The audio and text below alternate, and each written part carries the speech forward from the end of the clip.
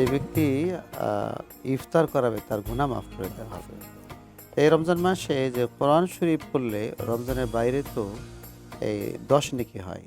রমজানের ভিতরে এই ১০কে ৭০০ দিয়ে গুণ দিলে ৭,০০০ হয়ে যাক একটা। রসুল সাল্লাল্লাহু আলাইহি সাল্লাম বলেছেন, যে ব্যক্তি একটি ভালো কাজ করে, সওয়াবের কাজ করে, তাকে ১০ থেকে ৭০০ গুণ পর্যন্ত বৃদ্ধি করা হয়। কিন্তু রমজান মাস হচ্ছে একটি ব্যতিক্রম। এই রমজান মাসে যদি কোনো ব্যক্তি একটি নফল ইবাদত করে, তার আমলনামে একটা ফরজের সওয়াব আল্লাহ পাক দান করেন। সারা জীবন এই খতমই দিল মানুষ। কি কোরআনকে শুধুমাত্র রমজান মাসে খতম করার জন্য আল্লাহ পাঠিয়েছেন? নাকি না এই কোরআন দিয়ে আমাদের জীবন গড়া বা দেশ, সমাজ, রাষ্ট্রের জন্য কিছু আছে কোরআনে? শুধু কোরআনকে খতমের জন্যই নাজিল করা হয় নাই, বরং একজন মানুষের জীবনের শুরু থেকে শেষ পর্যন্ত যা কিছু প্রয়োজন, পারিবারিক জীবন, ব্যক্তিগত জীবন, রাষ্ট্রীয় জীবন, সামাজিক জীবন, যা কিছু আছে সমস্ত কিছুই আল্লাহ পাক এই কোরআনের মধ্যে একেবারে স্পষ্টভাবে বর্ণনা করে দিয়েছেন। রমজানে মাসব্যাপী বিশেষ আলোচনা অনুষ্ঠান ইসলামী জীবন দেখতে চোখ রাখুন প্রতিদিন বিকাল ৫টা ১৫ মিনিটে।